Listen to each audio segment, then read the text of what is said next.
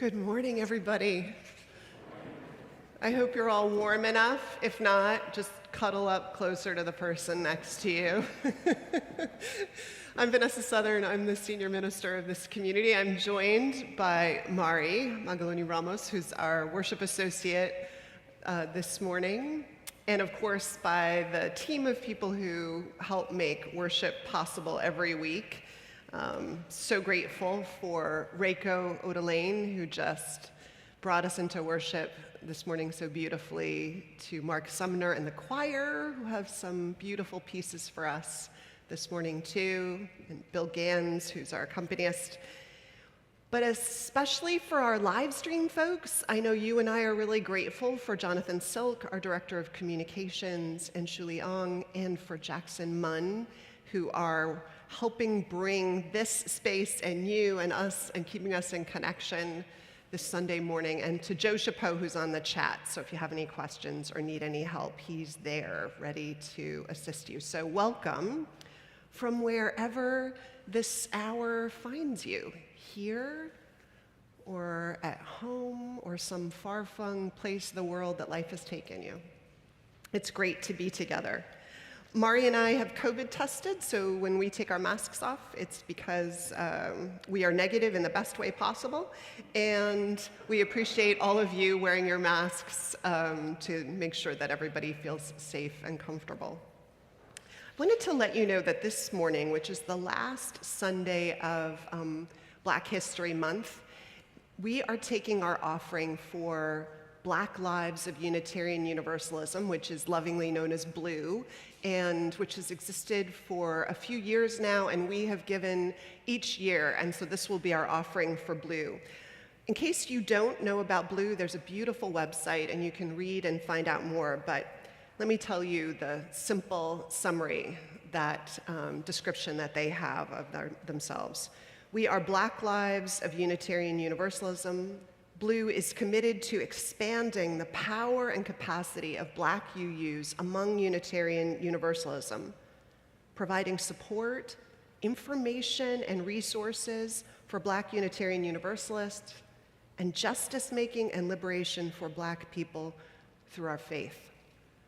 So with this incredible work as part of what we help sustain and celebrate, later today our offering will be taken, so you can give generously, as we always do, to support that work. This concludes our welcome. No babies that I know of were born in this church, so please, everybody, get busy. And it's lovely to be together. Let's say our words of our chalice lighting, which are written in your order of service. We light this chalice for the light of truth, the warmth of love, and the fire of commitment. We light this symbol of our faith as we gather together. Let's sing together, so rise as you are able in body or spirit. Hymn number 90. It's one of my favorites, and we haven't sung it for a long time, but it's perfect for today's topic. From all the fret and fever.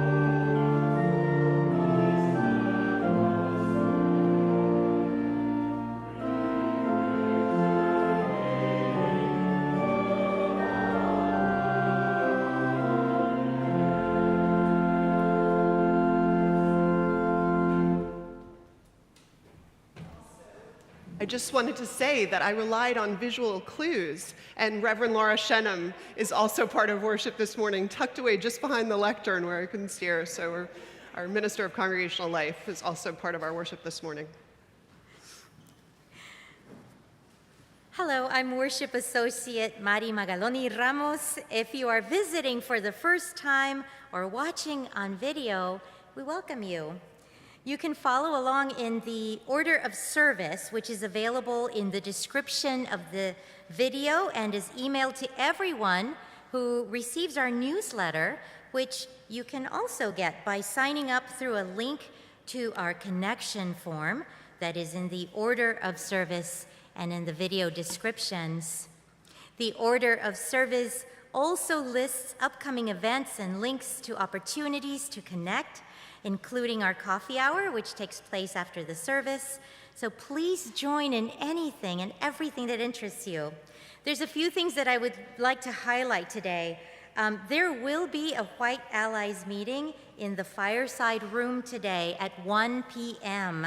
It will be hosted by Reverend Shennum and Reverend Southern, and it will be a chance to have a dialogue about the work we are doing with the 8th principle. Also, don't forget to drop off any gifts you have for Kopanang and to sign up for making breakfast for the winter shelter.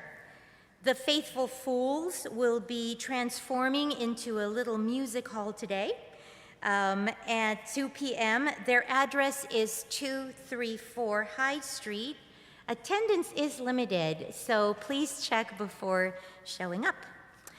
Also, we'd like to invite you next week for our newcomer orientation at 12:30 p.m. in the fireside room. And it will be the first Sunday of the month, so I'd like to invite you, if you are a person who identifies as BIPOC, Black, Indigenous, or a person of color, to our meeting, our BIPOC meeting in the before the service, and it will be from 9:30 to 10:30. It happens here, and it also happens online. So it's going to be time for a greeting. When you come back, the choir will sing Time from the choral dances of Gloriana, after which Reverend Laura Shennum, our Minister of Congregational Life, will do a Time for All Ages, and we will recite our covenant and doxology. So now let's greet one another.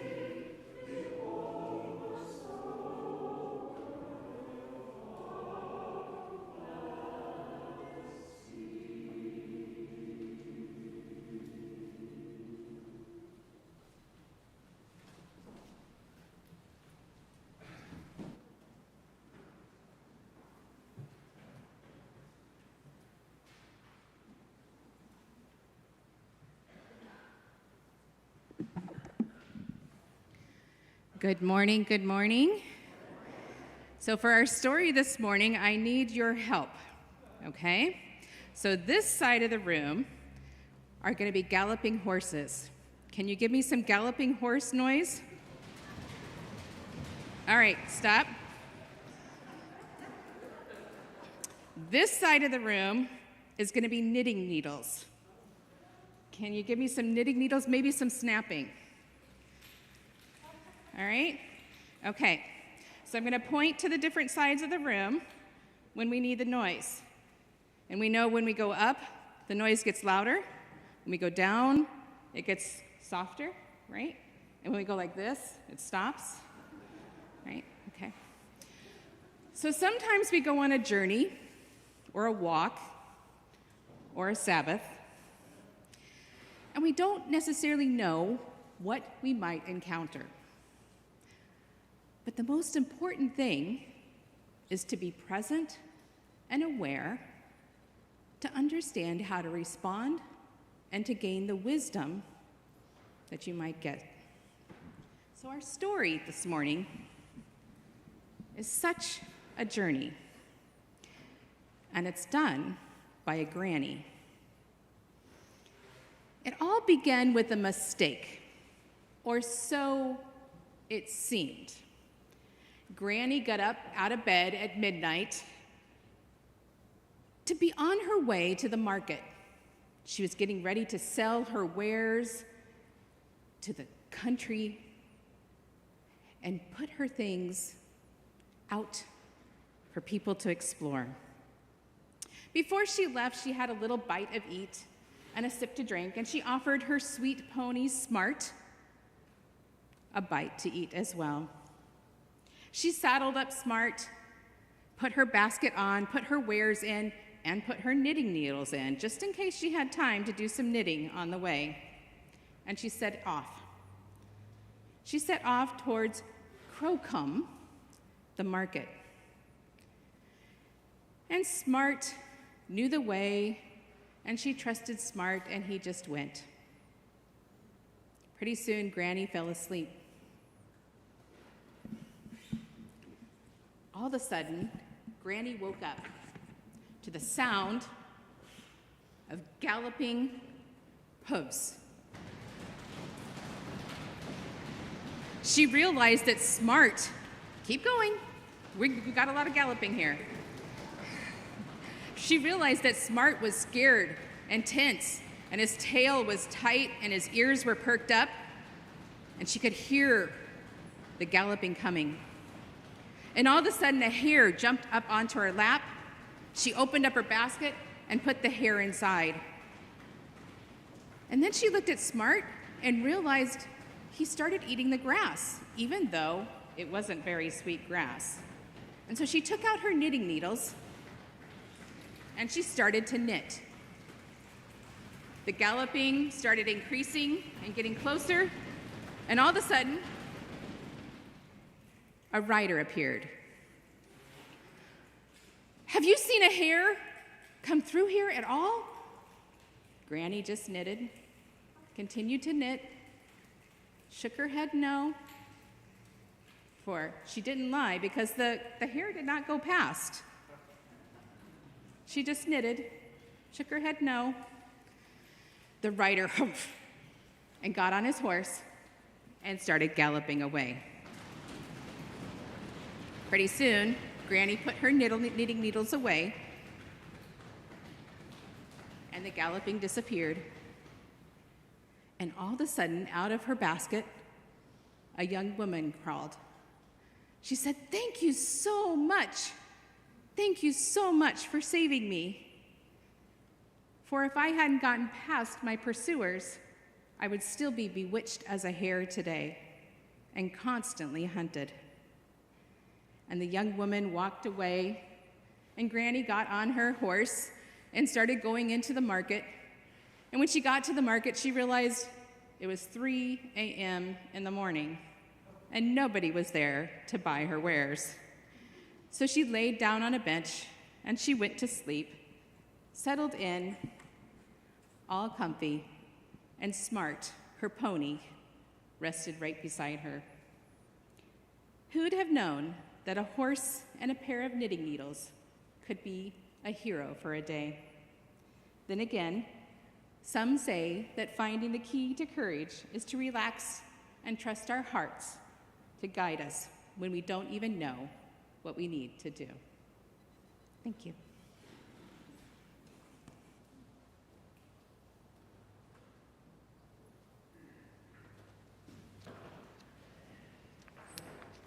Please join me in saying our covenant. The words are printed in your order of service, and then we'll sing together our doxology. Love is the spirit of this church, and service is its prayer. This is our great covenant, to dwell together in peace, to seek the truth in freedom, and to help one another.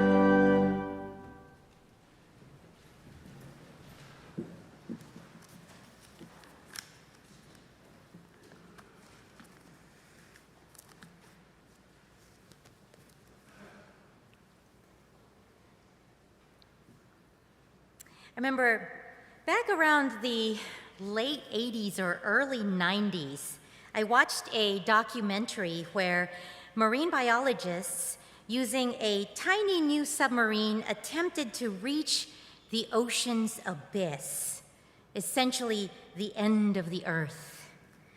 Excited as they were to get to their destination, the biologists had to control their speed, the speed of the descent, in order to allow their bodies to acclimate. Their slow dive through the layers of the ocean had me on pins and needles. Down, down they went till they arrived at the ponderous darkness of the abyss.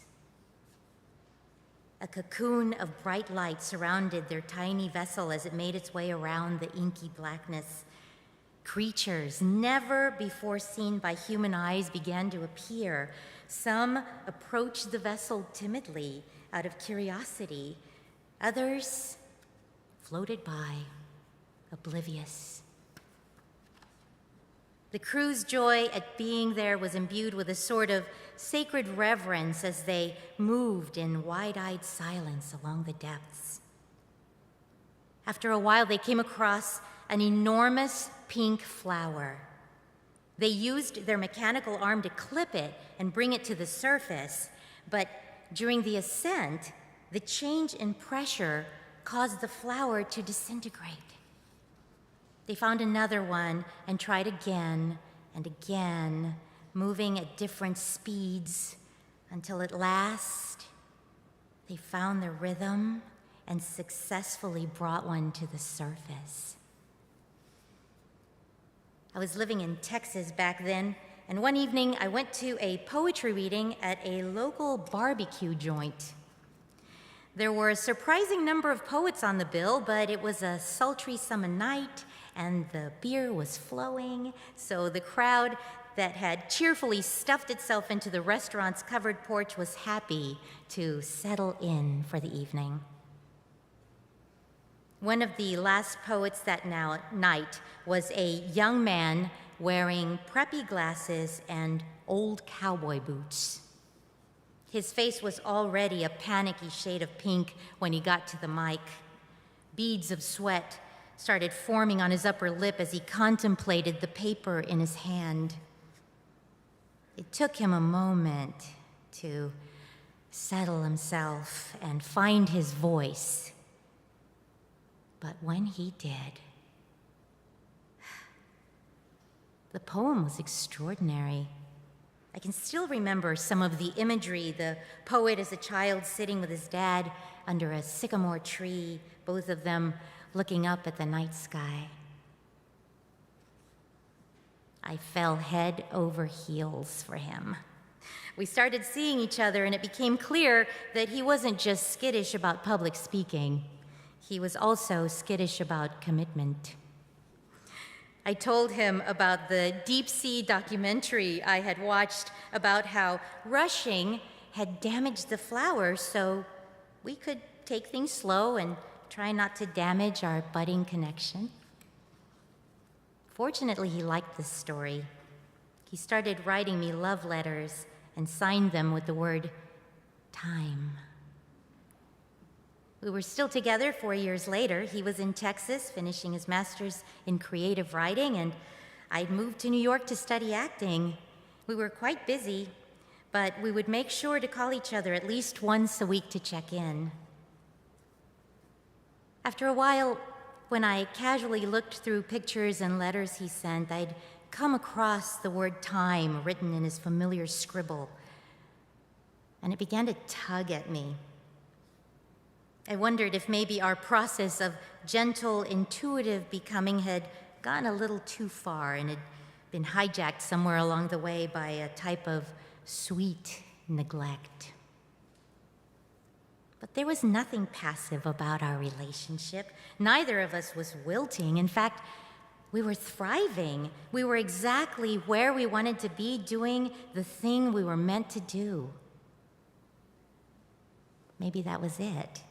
Maybe that was the source of the tugging I felt.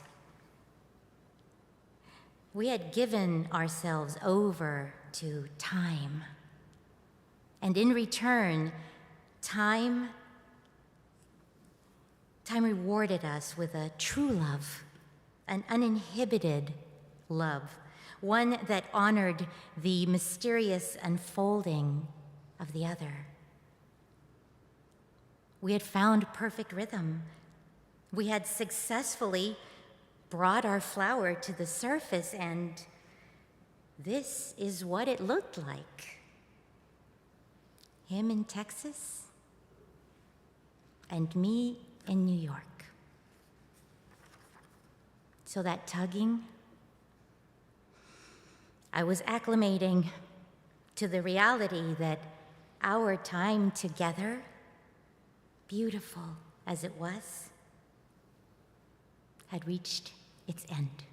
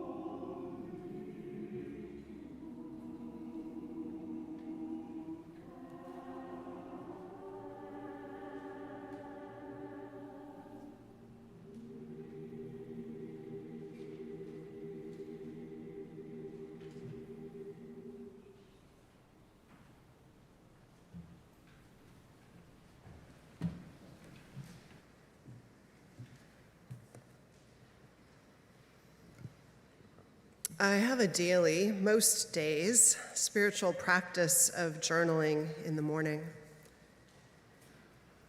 And what I'm about to share is something that I wrote a few days ago. I think it's part of an ongoing conversation that each of us is in and that we are in together as to what grounds us and what can bring into our lives a sense of hope that transcends despair and grief, uncertainty. There are so many gorgeous possible different paths on the spiritual quest. And I might call this one a poetic reflection that turned into prayer. It's personal to me, and my hope it would find resonance with others. So I invite us into some silence and then reflection.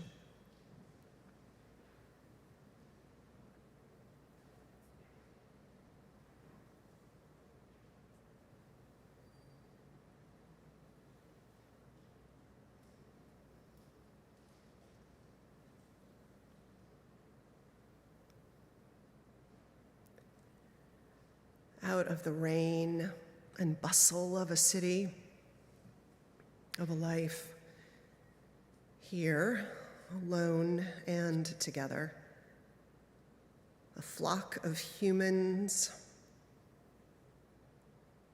in a world of possibilities of human life.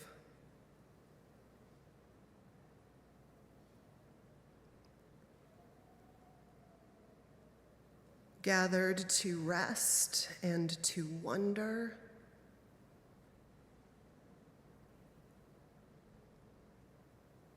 to knit life and our sense of it into a pattern we can lead from, dissolve into, believe in and trust.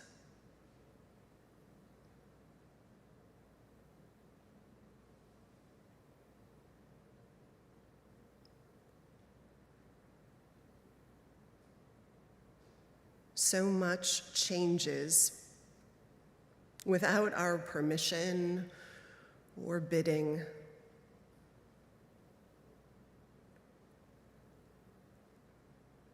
So much needs help that feels beyond our grasp to hold and heal.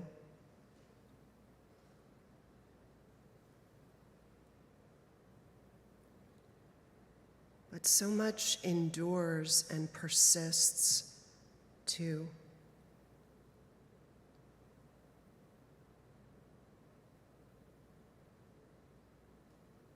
This vaulted ceiling,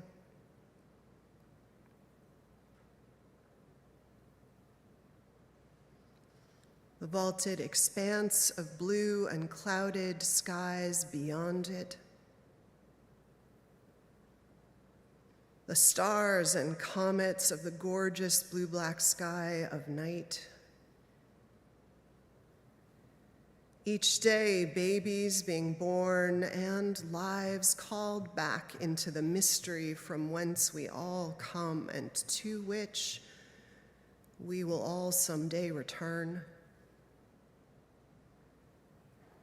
And all the ordinary and extraordinary joys and obligations of each day.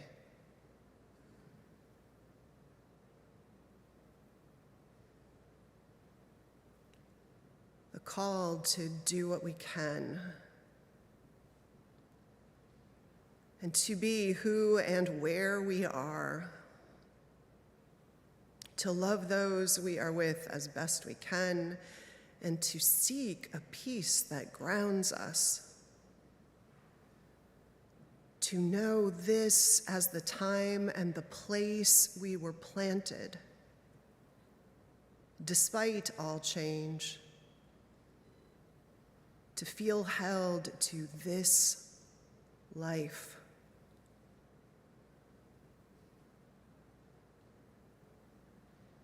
and present and attending to the mystery and commands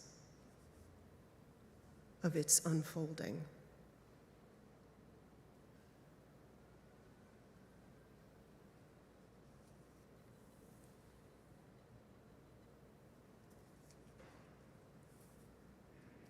May this be so for us all. Amen. And now our offering, which is for the works and greater ministries of Blue, Black Lives, of Unitarian Universalism. Our offering will be given and gratefully received.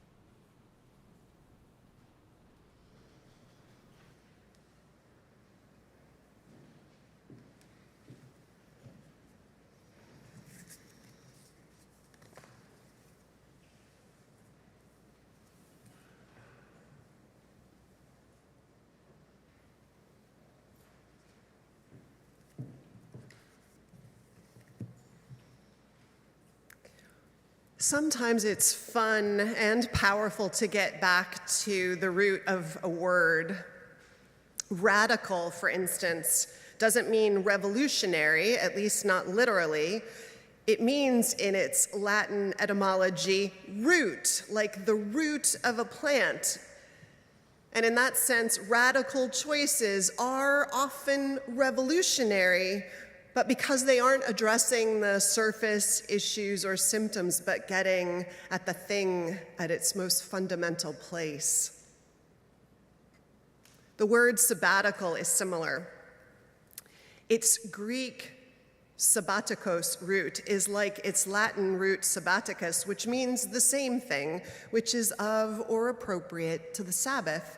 And Sabbath has at its root the Hebrew word Shabbat, later Shabbat, meaning day of rest. And that word we can trace back to the book of Genesis in the Hebrew scriptures, to the story of creation, in which God works very hard for 6 days creating light out of darkness, molding moons and planets and flinging stars, bringing waters down, and then filling the planet with all kinds of feathered and furry and finally human creatures. I remember in a children's RE class early in my ministry when I was reading this story to the kids, one of them raising his hand and me pointing to him and him asking, when were the dinosaurs created? Many things, it turns out, aren't specifically referenced in Genesis, but at the end of the making of dinosaurs and tarantulas and molds and paramecia too, God takes a day of rest and commands us to do likewise. Later interpretations of the text would add on to this notion of rest that another that comes in another batch of 7. It shows up in the book of Leviticus, among other places, which, as many of you know, if you've studied the Bible at all or just read criticism of it, it's the book that gives a lot of the laws that Jews and later Christians were supposed to live by. And it gets made fun of and criticized because of some of the things that appear in it. But there is some good stuff in Leviticus too, like in book 25, when God brings God's people to the land that will be theirs, but gives a couple of conditions. First, that they be commanded to rest one day a week, Sabbath, but also this: when you enter the land that I'm giving you, the land shall observe a Sabbath for the Lord. 6 years shall you sow your field, and 6 years shall you prune your vineyard and gather in the yield. But in the 7th year, there shall be a Sabbath of complete rest for the land, a Sabbath for the Lord. You shall not sow your field or prune your vineyard then. Every 7 years, the land is given a rest. Every 7 years, a field is left fallow. I'm not a farmer, but most of us know that a failure to rotate crops and rest the land to plant nitrogen-fixing plants in an off year and other good habits of stewardship have often gotten farmers everywhere into trouble. The Dust Bowl comes to mind.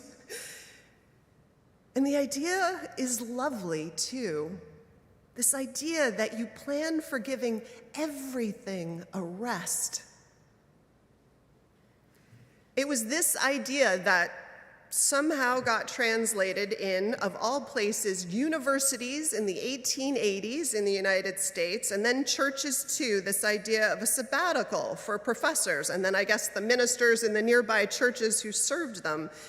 And it spread into other professions too, though not universally. Ministers in our tradition now get credited a month a year to take every 5 years. And some don't really know what to do with this benefit because it's so countercultural. I've known churches that have asked their ministers for plans for what they will accomplish in their 5 months. What classes they will take, what books they will write, what rigorous training they will complete.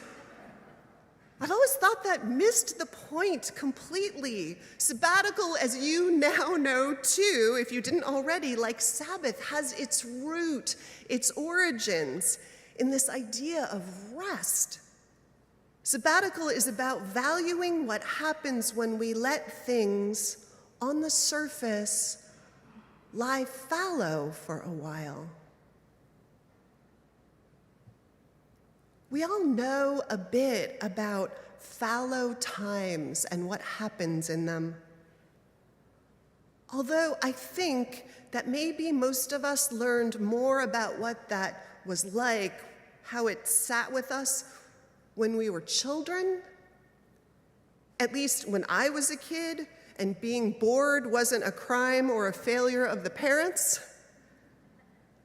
When summers were full of dog days and you'd find yourself doing all kinds of things that only really bored kids do, like making mud pies, or creating elaborate make-believe games, or perhaps reading books. Later, though, in life, fallow times maybe get a little less permission to show up in our lives. There's less structure for them. And I think our country has a lot of distrust for fallow times. Idle hands or the devil's workshop. When the Industrial Revolution was changing the productivity of laborers, how much someone could get done, and before we realized that human beings would adjust our standard of living and consumption ever upward, pundits talked in the early 1900s of the problem of leisure, the problem of it. But the author of Genesis and the authors of Leviticus and others in other wise voices through time, I'm sure, knew the power of rest and fallow seasons. This past January was 1 month of my sabbatical. And for me, the fallow time meant extra time with family in India and to read and indulge in the things I love, to graze in the mind and heart, you might say.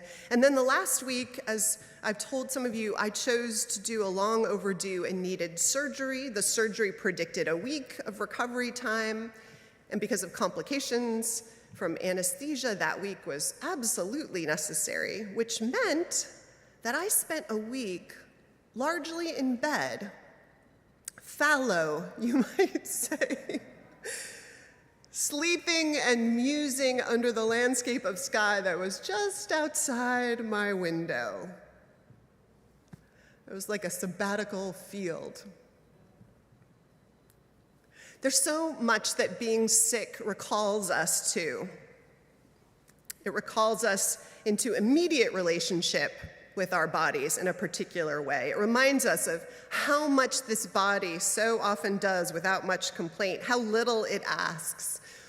When we're sick, we're grateful for any healing that happens, for any help we get, for medicine if we're lucky enough to be able to access it, for a place to lay our heads where we are safe and can rest, and for everyone that reaches out with care and concern and help, even if we don't need it.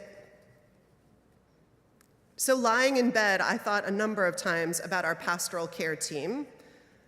I thought about what incredible work they do, making sure folks get support and are remembered, coordinating food deliveries and rides to doctor's appointments.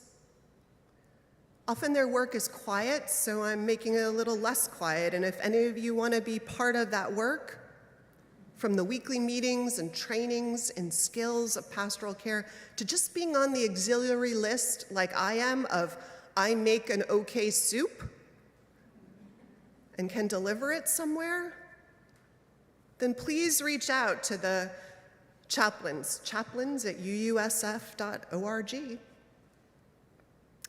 Getting a card from Laura Davis in the group, who I see sitting in the back, was so lovely, and texts from folks, it really mattered. Knowing if I needed a ride to an appointment, which I almost did, that they would spend time trying their best to find me one, it all mattered. There's a limit to what this group can do, though they are small and mighty, but they do a lot, and the more who join in, the better and stronger we will be in living this piece of our lives for one another. I was reminded of how much it does matter. And I was also reminded lying in bed of those I hadn't reached out to enough, though I knew they'd been struggling.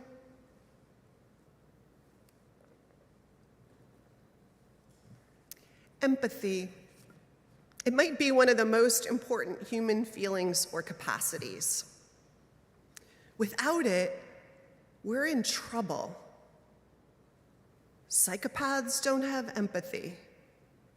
Relationships rely on empathy. Motivation for radical change and ordinary healing companionship both depend on empathy, if you think about it. And what is empathy? It's this combination of experience that we draw on and imagination too, right? When we're being empathetic, we're projecting ourselves into someone else's life, drawing on what we know and asking and listening deeply to what they describe and trying to picture and feel what it might be to be walking in their shoes so that we can support them and be with them in their experience. It takes incredible amounts of energy, of emotional energy and time to be empathetic. It takes us being in touch with our experiences of pain, of body, of emotion, Things that I think most of us are taught to soldier through in the bustle of life in its headlong tumble. And I think maybe pandemic made all of that a little bit worse. It's totally normal to shut down in traumatic circumstances and just get by a day at a time. And many of us did that, probably not even realizing that we were. It's normal, but the road to empathy, it begins in our own beings and this connection to ourselves. Parker Palmer, the Quaker educator, used to say that soul was like a wild animal. You had to sit quietly in the forest and wait for it to come out. Empathy is like that too, part of that. There's a lot of sitting and waiting and attending to our own deepest humanity. Yet that's where the capacity begins, the oxygen mask on our own faces. And frankly, almost all of the basic and shared spiritual practices across tradition, if you look at them, they're aimed in some way at this attention and intention, this listening and awareness to that same space in us. Meditation, journaling, prayer, hiking, but not with a podcast to distract your mind. Think of it as all fallow field time, or the beauty and purpose of a weekly Sabbath, the old school version that says you're not supposed to work, no laundry, no chores, just rest and reading and joy and time with loved ones and study and play. Weekly restoration, fallow for a day. It's all about this same need we humans have and how easy we get distracted. Sabbath and sabbatical, all of it asks us, these practices, a larger question and plunge us into it of how do we find, you and me, how do we find and guard and allow ourselves the spaciousness to stay human and connected? It's so hard.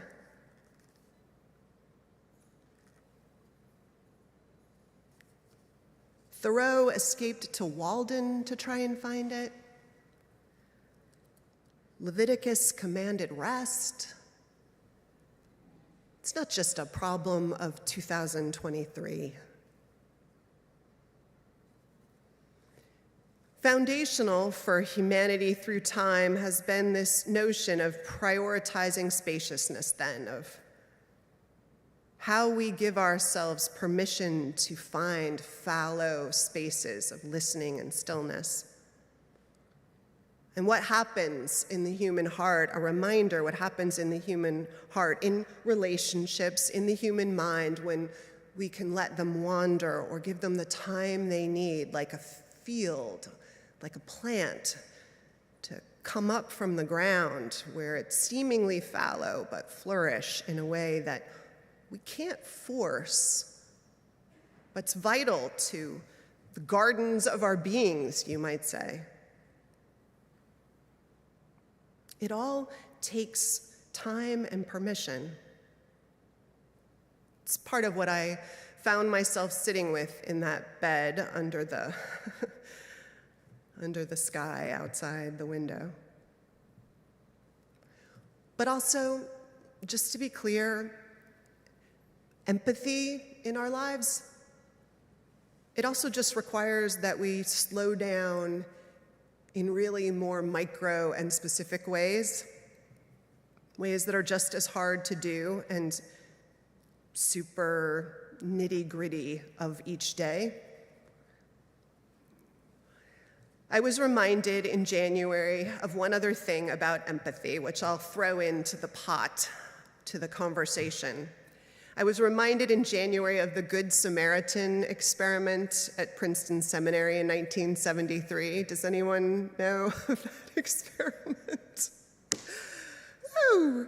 So we know the story of the Good Samaritan, right? Someone's robbed, beaten, left by the side of the road. Two very religious people walk by and do nothing. I think it's two.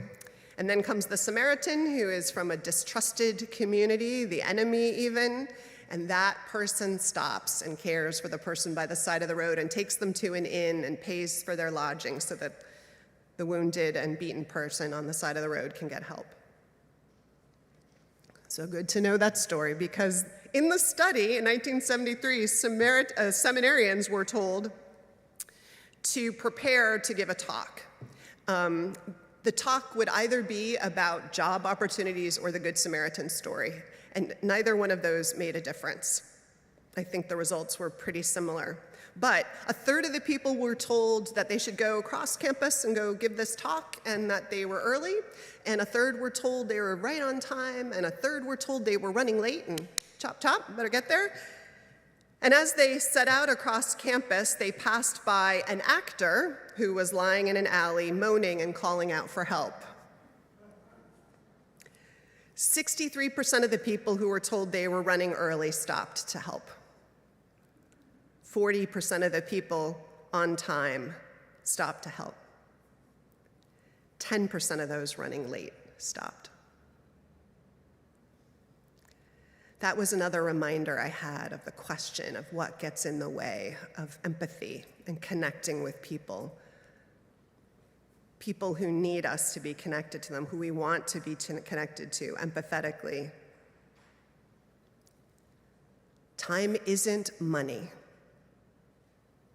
Time might be empathy. So how do we find the spaciousness, my friends, that we need to stay human and connected? An age-old question. It's the question that fallow time in a bed brought up for me. It's the question we have the challenge to live again and again. How do we find the spaciousness we need to stay human and connected? Fallow seasons, days, hours, time and attention and intention. Practices of writing and breathing and walking.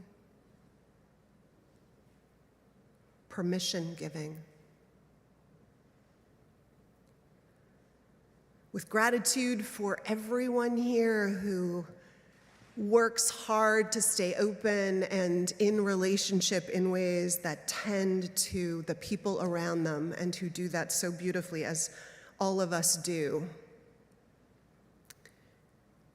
And with blessings for all the small things and the practices we keep in our lives to try and hold our hearts open and connected. May the work of fostering empathy in ourselves and in our world, may it be blessed, because we need it, and the world needs it too. Amen. I invite us to rise as we are able in body and spirit and sing our closing hymn, Winds Be Still.